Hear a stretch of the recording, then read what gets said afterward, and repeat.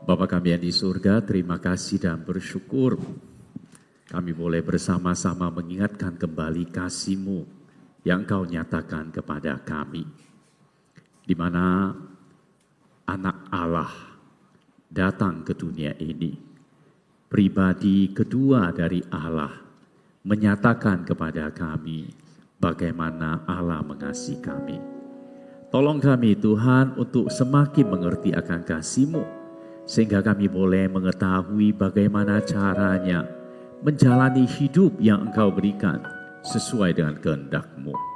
Berkati setiap kami, tolong kuasai pikiran kami. Kami mohon Roh Kudus yang menolong kami, agar waktu yang kami lalui tidak sia-sia. Kami memohon dalam nama Tuhan Yesus. Amin. Silakan duduk Bapak Ibu dan saudara-saudari sekalian. Selamat malam semuanya. Selamat malam. Ya, senang sekali hari ini boleh diberi kesempatan untuk bersama-sama belajar firman Tuhan. Oke, saya sangat senang dari KBMK Polnes ya, KBMK Politeknik Negeri Samarinda, yang boleh bersama-sama keluarga besar untuk merayakan Natal. Oke, kenalkan saya Ingjie. Ya, pelayanan di tempat ini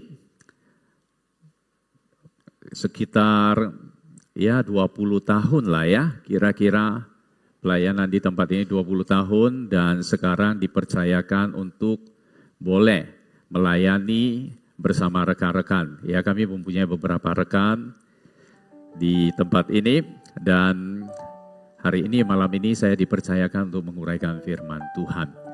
Oke, tema yang diberikan kepada saya from nothing to something. Ya. Dari yang tidak ada menjadi ada atau menjadi sesuatu. Dari sesuatu yang tidak berarti menjadi sesuatu yang berarti. Oke, saya akan mengajak kita terlebih dahulu membaca satu bagian firman Tuhan. Kita boleh memperhatikan firman Tuhan di dalam Mika pasal 5 ayat yang pertama. Saya mengajak kita membaca ayat ini, tadi sudah dibacakan. Oke, Mika pasal 5 ayat yang pertama. Kita baca sama-sama, 1, 2, 3.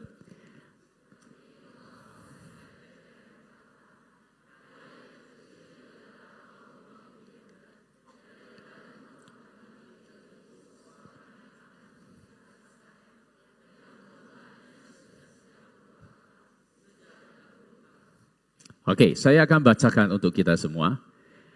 Tetapi engkau, hai Bethlehem Efrata, hai yang terkecil di antara kaum-kaum Yehuda, dari antaramu akan bangkit bagiku seorang yang memerintah Israel, yang asalnya sudah sejak dahulu, sejak zaman dahulu. Demikian bagian firman Tuhan yang akan kita bahas pada malam hari ini. Saudara-saudariku sekalian, tidak semua kerusakan itu dapat diperbaiki. Setiap kita tidak suka dengan barang yang rusak, bukan? Ketika kita memiliki sesuatu yang kita anggap itu tidak cocok dengan kita, atau fungsinya tidak sesuai dengan yang kita inginkan, maka kita ingin mengubahnya, kita ingin memperbaikinya. Ada hal-hal yang bisa kita baikin, tetapi ada hal-hal yang tidak bisa kita baikin, bukan?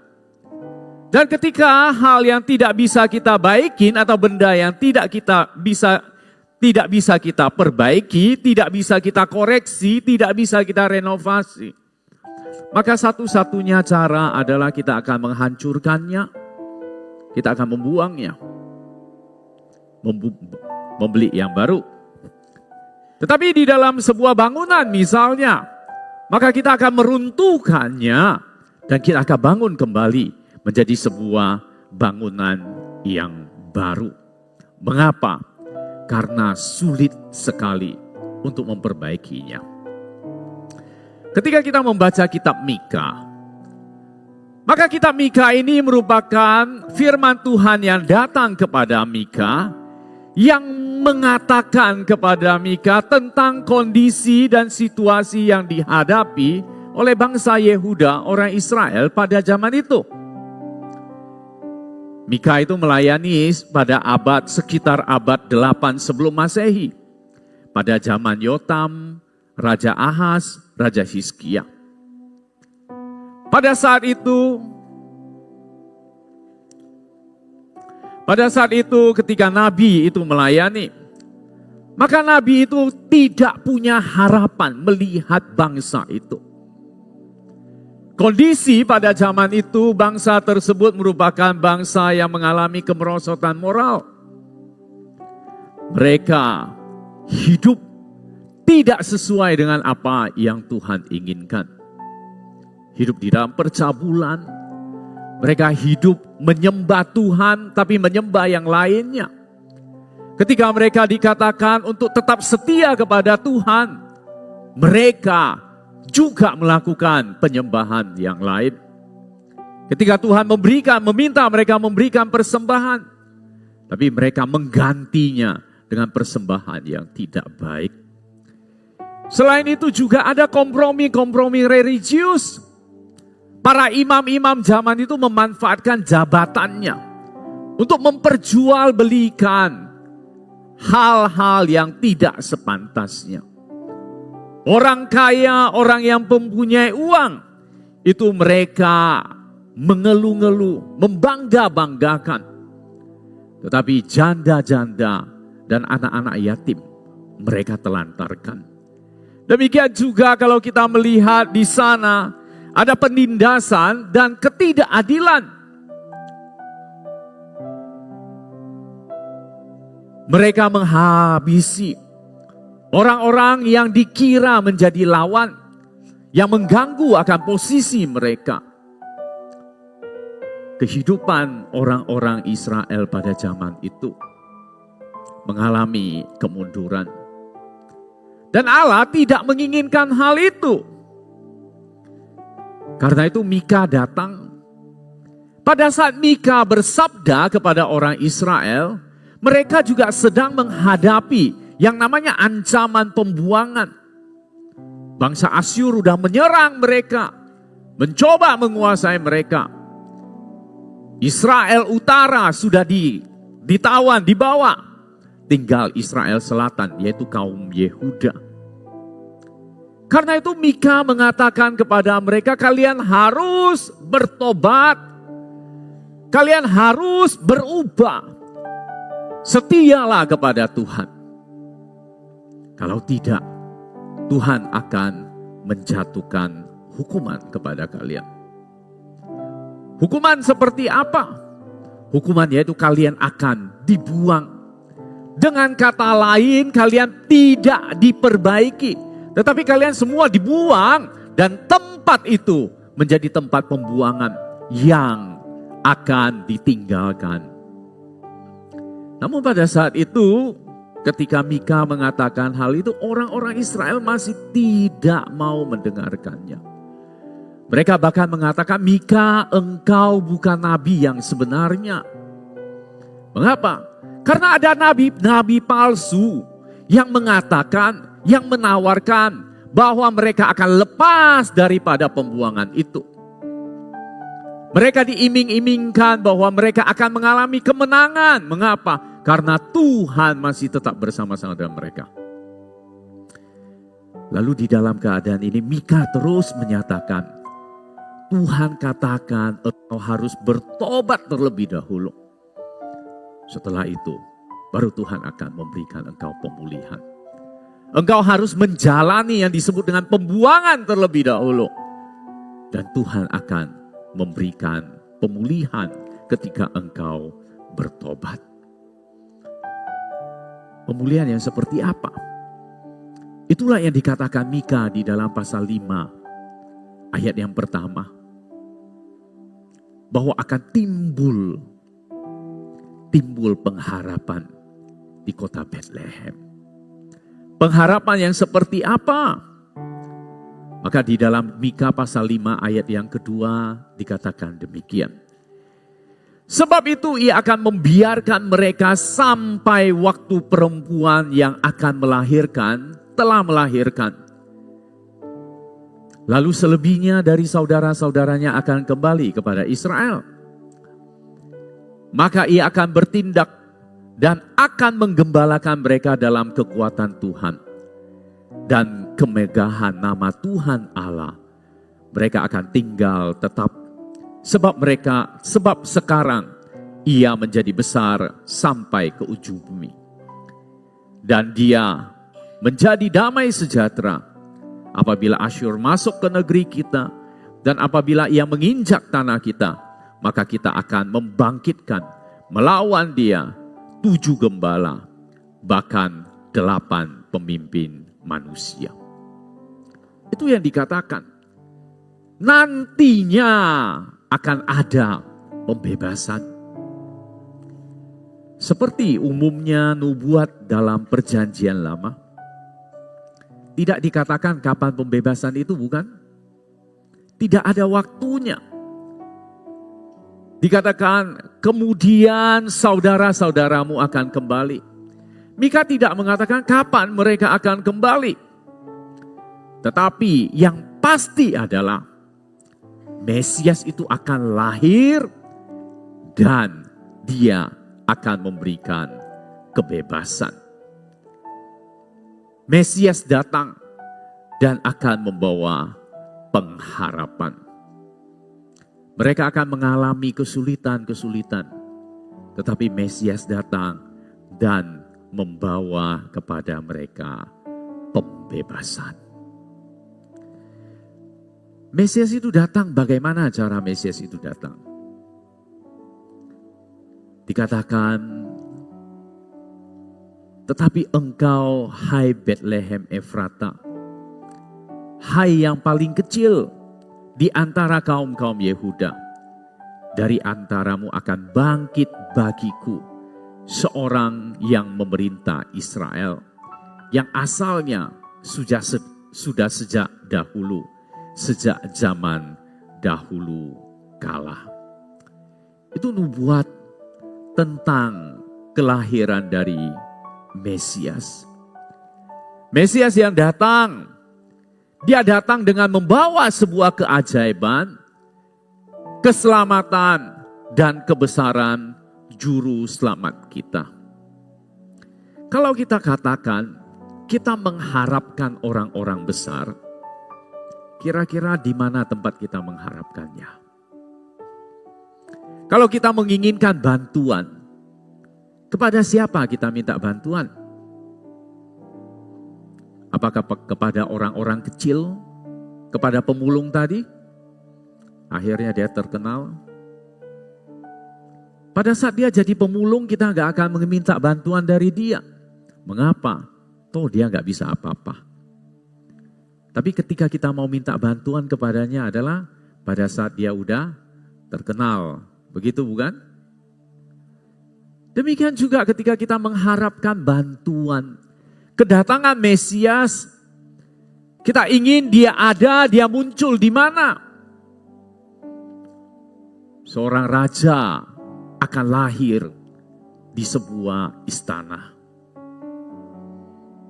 Seorang yang sukses dikatakan dia akan lahir dengan keluarga yang tentu kita katakan ada sarana yang mendukung dia. Ketika kita meminta bantuan, tentu saja kita akan mencari orang yang mempunyai kuasa, mempunyai kekuatan, mempunyai harta. Itu bukankah logika yang umum bagi kita? Demikian juga ketika kelahiran seorang Mesias, di mana kita mengharapkannya? Tentu di tempat yang baik, di kota besar, karena peluang itu juga ada. Semua kita sepakat, semakin besar sebuah kota, maka kesempatan untuk sukses itu semakin besar. Betul? Betul nggak? Itu yang saya alami. Kami memiliki seorang anak, tahun ini berumur 24 tahun. Ya, dalam 1 minggu, hari ini dia baru kembali ke Jakarta. Ke Medan dulu, nanti baru kembali ke Jakarta. Oke, setelah dia selesai sekolah, selesai kuliah, kami mengajak dia, ayo kamu kembali di Samarinda, tinggal sama kami, kamu bekerja di sini. Lalu dia katakan kepada kami, kelihatannya enggak, dia enggak mau kembali ke Samarinda. Saya tanya kenapa? Ya dia katakan di Samarinda ini kota kecil. Lalu saya katakan ini IKN loh nanti loh. Ya bagaimanapun itu mungkin puluhan tahun yang akan datang baru bisa menjadi berkembang besar. Tapi pada saat ini masih begitu. Lalu saya bilang kamu mau kemana? Dia kuliah di Malang. Dia bilang saya mau ke Jakarta. Saya mau ke Jakarta. Mengapa ke Jakarta? Dia katakan di sana peluang lebih banyak. Peluang lebih besar. Di kota tersebut dia katakan walaupun banyak tantangan, tetapi itu bisa membentuk saya semakin kuat. Kota besar semakin banyak peluang. Bukankah itu yang kita cari di dalam kehidupan kita? Karena itu ketika firman Tuhan mengatakan, hai Bethlehem Efrata, hai yang terkecil di antara kaum Yehuda. Bukankah perkataan ini merupakan sebuah perkataan yang bagi orang-orang yang pada saat itu mendengar, itu merupakan sebuah lelucon.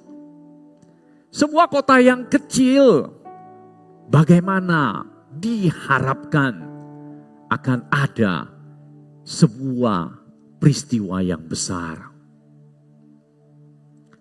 Tetapi bagi orang Israel, ayat ini mereka imani, mereka percaya bahwa memang itu yang Tuhan katakan. Itu nubuat. Tapi respon mereka berbeda. Nah, salah satu buktinya mereka percaya bahwa di Bethlehem akan lahir seorang Mesias.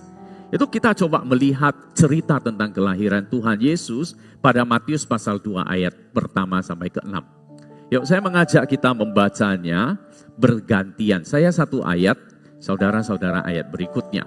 Ya, oke. Sesudah Yesus dilahirkan di Bethlehem di tanah Yudea, pada zaman Raja Herodes, datanglah orang-orang Majus dari timur ke Yerusalem.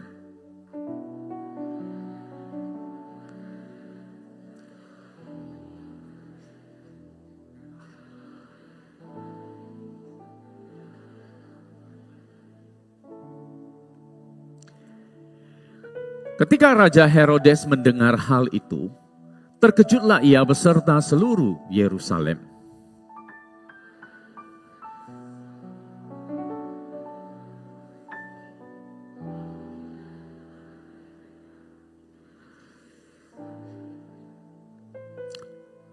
Mereka berkata kepadanya, di Bethlehem di tanah Yudea, karena demikianlah ada tertulis dalam kitab Nabi.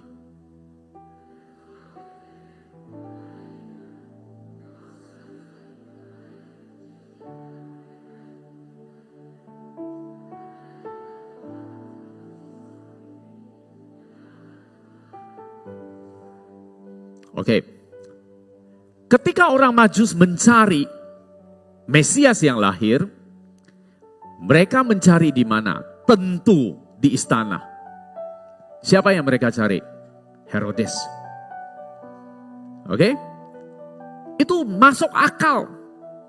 Istana, tempat mencari Mesias. Lalu setelah itu dikatakan Herodes gak tahu di mana. Itu tradisi orang Yahudi. Karena itu Herodes panggil siapa? Di sini dicatat bahwa Herodes mengumpulkan imam, kepala, dan ahli Taurat. Ini orang-orang Yahudi yang belajar firman Tuhan, yang tahu tentang nubuat. Lalu mereka memeriksa. Mereka mengakui bahwa Mika pasal 5 ayat yang pertama, ini merupakan nubuat kelahiran dari Mesias. Mereka percaya enggak? 50-50. Mengapa saya katakan demikian? Karena ketika ditanya di mana akan lahir, maka mereka dengan tegas dikatakan di Bethlehem. Oke, di Bethlehem. Tapi apakah mereka pergi mencarinya? Tidak. Jadi dengan demikian mereka tahu tentang firman Tuhan. Mereka percaya dengan firman Tuhan. Tapi berguna enggak untuk mereka? Tidak. Kita jangan sampai begitu. Sebagai orang Kristen, kita belajar firman Tuhan. Ketika kita ditanya, percaya Tuhan? Percaya. Kita nyanyi sampai jingkrak-jingkrak. Oke, senang. Baik. Tapi apakah engkau benar-benar melakukan firman Tuhan atau tidak? Jangan sampai engkau seperti ahli Taurat, imam kepala. Belajar firman Tuhan, ditanya percaya, tahu bisa menjelaskan. Tetapi gak berguna untuk kehidupanmu.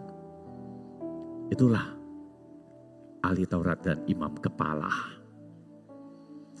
Mereka tahu Mesias itu lahir di sana. Mereka mendengar kabar dari orang Majus. Tapi mereka tidak bergerak sama sekali ke sana. Tapi yang ingin saya katakan, orang Yahudi percaya dan mengimani Bethlehem itu sebagai tempat kelahiran Mesias. Mengapa mereka tidak bergerak? Yaitu kota kecil, gak ada apa-apanya. Orang Israel percaya, demikian juga di dalam Yohanes 7 ayat 42. Ketika mereka melihat Tuhan Yesus yang memang dibesarkan di Nazaret, lalu mereka mengatakan Tuhan Yesus itu nabi. Tapi orang-orang mengatakan enggak. Mengapa? Karena mereka menyangka bahwa Tuhan Yesus itu lahir di Nazaret. Lalu mereka katakan, di dalam catatan nubuatan, tidak ada seorang nabi pun yang lahir dari Nazaret. Karena itu mereka katakan, karena kitab suci mengatakan bahwa Mesias berasal dari keturunan Daud dan dari kampung Bethlehem, tempat Daud dahulu tinggal. Jadi dengan demikian mereka percaya. Tapi kepercayaan mereka itu tergantung kondisi. Ketika tidak sesuai dengan harapan mereka, maka mereka hanya katakan, iya saya percaya. Tapi tidak peduli dan tidak mau melakukannya. Mereka tahu bahwa Mesias akan datang dan lahir di Bethlehem. Dengan kondisi ini kita bisa menyadari bahwa ketika Mesias lahir di Bethlehem, sebenarnya jelas sekali Mesias adalah seorang raja, Bethlehem adalah kota yang kecil. Ini sesuatu yang kontras. Tidak mungkin seorang raja lahir di kota kecil.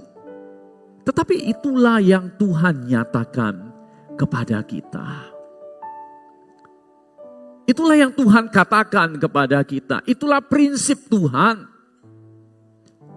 Sesuatu yang tidak berarti, Tuhan akan menggunakannya. Tuhan akan menyatakan hal itu kepada kita. Yang kecil itulah yang Tuhan gunakan.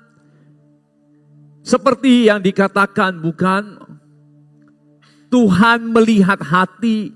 Tuhan memilih orang-orang yang rendah hati. Mengapa?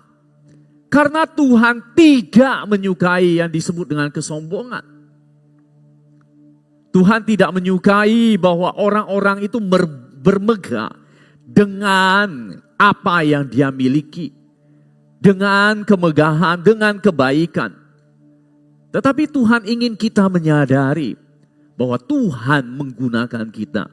Itu karena belas kasihan Dia kepada kita. Hal ini nyata ketika Paulus mengatakan kepada jemaat Korintus. Dia katakan, tetapi apa yang bodoh bagi dunia, dipilih Allah untuk memalukan orang-orang yang berhikmat. Dan apa yang lemah bagi dunia, dipilih Allah untuk memalukan apa yang kuat. Dan apa yang tidak terpandang dan yang hina bagi dunia, dipilih Allah. Bahkan apa yang tidak berarti, dipilih Allah untuk meniadakan apa yang berarti. Supaya jangan ada seorang manusia pun yang memegahkan diri di hadapan Allah. Tetapi oleh Dia kamu berada dalam Kristus Yesus, yang oleh Allah telah menjadi hikmat bagi kita, yang membenarkan dan menguduskan dan menebus kita. Karena itu seperti ada tertulis, barang siapa yang bermegah, hendaklah ia bermegah di dalam Tuhan. Ketika Tuhan memilih Yerusalem, Bethlehem, maka jelas sekali Tuhan memilih yang kecil, yang lemah. Ketika kita memperingati Natal, mari kita terus mengingat apa sih yang Tuhan gunakan untuk menyatakan keinginannya. Di dalam gereja kami, saya selalu menekankan, ketika kita memperingati Natal, apa yang menjadi lambang Natal? Pohon Natal? Bukan. Yang menjadi lambang Natal itu apa? Kandang. Betul? Kandang itu adalah lambang Natal. Kenapa kok Tuhan menggunakan kandang? Karena kandang itu Tuhan ingin menyatakan kepada orang-orang, khususnya kepada pemilik penginapan, bahwa engkau tidak mempunyai kontribusi di dalam kelahiran Mesias. Lalu selain kandang apa? Di dalam kandang Tuhan menggunakan palungan. Itu lambang Natal. Untuk apa? Untuk menyatakan kepada kita, Mesias itu lahir bukan di tempat tidur yang mewah. Bukan. Baby box yang bagus. Bukan. Tetapi di palungan. Sehingga tidak ada yang bisa mengatakan saya yang berkontribusi di dalam bagian itu. Di dalam Mika 5:1 maka dikatakan lahir di Bethlehem sehingga tidak ada seorang pun yang bisa menyombongkan diri. Demikian juga ketika Tuhan menggunakan engkau dan saya. Tuhan menyelamatkan engkau dan saya. Tuhan ingin engkau menyadari bahwa engkau tidak ada apa-apanya kok. Tidak. Dia memberikan anugerah kepadamu dengan bebas, tanpa syarat. Mengapa? Supaya engkau tidak sombong. Engkau tidak angkuh. Di dalam Kristus, Dia memilih engkau, menyelamatkan engkau. Tapi kita perlu berhati-hati. Tema kita, nothing to something. Di satu sisi ini adalah kebenaran yang Tuhan nyatakan. Dari tidak ada apa-apanya menjadi apa-apa. Tapi seringkali manusia itu salah persepsi. Manusia memikirkan something-nya. Saya ingin menjadi apa-apa. Sehingga dia tidak menyadari dia tidak punya apa-apa. Kita harus berhati-hati. Kembali kita melihat kota Yerusalem, Bethlehem. Ketika kita melihat kota Bethlehem, saya bersyukur bahwa bulan Oktober yang lalu, September yang lalu ya, saya mempunyai kesempatan ke Israel walaupun dalam keadaan perang waktu itu ya. Ketika saya mengunjungi kota Bethlehem itu bila dibandingkan dengan Jakarta, Bethlehem itu gak ada apa-apanya. Jakarta lebih megah, gedung lebih tinggi. Dibandingkan dengan kota Samarinda, Bethlehem gak ada yang namanya big mall. Gak ada. Sampai sekarang Bethlehem ya begitu-begitu saja. Yang ada toko souvenir lah. Ya di sana. Lalu ketika firman Tuhan katakan, hai Bethlehem Efratah, hai yang terkecil di antara kaum Yehuda. Lalu Tuhan memilih Bethlehem itu dan Tuhan menjadikan Bethlehem sebagai kota metropolitan?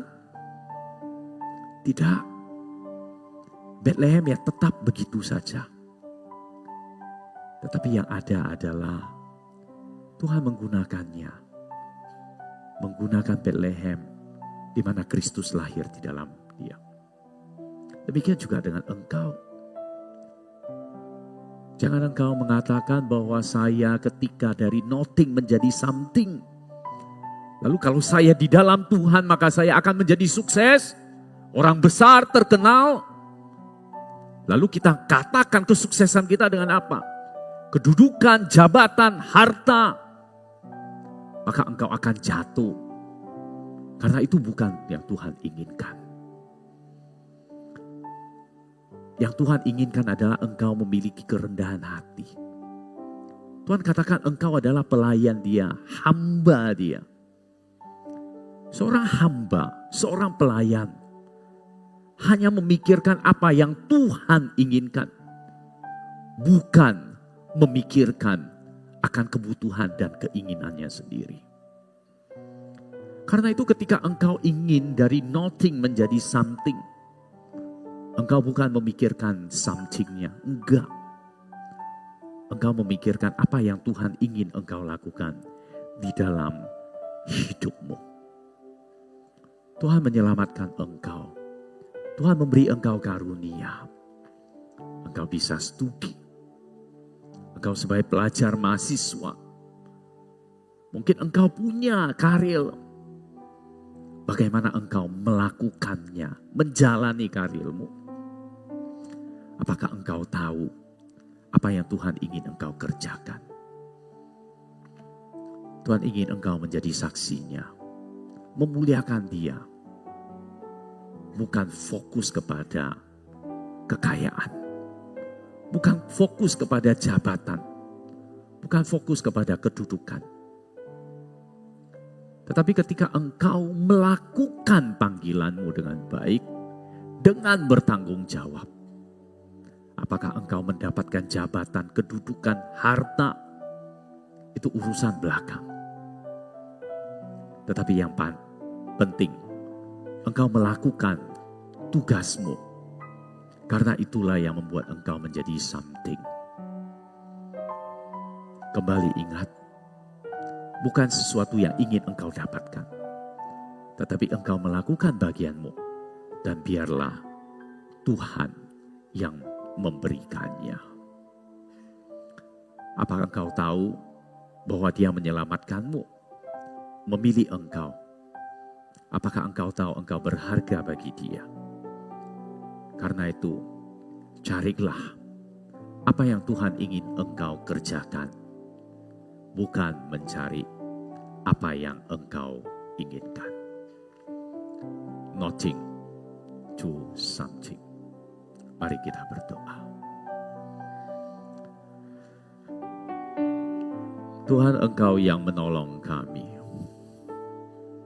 Untuk terus memerangi akan konsep-konsep dunia ini. Konsep kesuksesan. Konsep keberhasilan yang salah di hadapan-Mu. Tuhan, engkau tolong kami untuk menyadari bahwa engkau mempunyai rencana yang indah di dalam hidup kami. yaitu untuk melakukan apa yang sudah Engkau rancangkan bagi kami. Namun seringkali orang-orang dunia ini mencocoki kami dengan hal-hal yang salah, sehingga kami melenceng daripada panggilan-Mu. Tuhan, di dalam Natal ini, Engkau yang memberkati setiap kami. Mohon dalam nama Tuhan Yesus. Amin.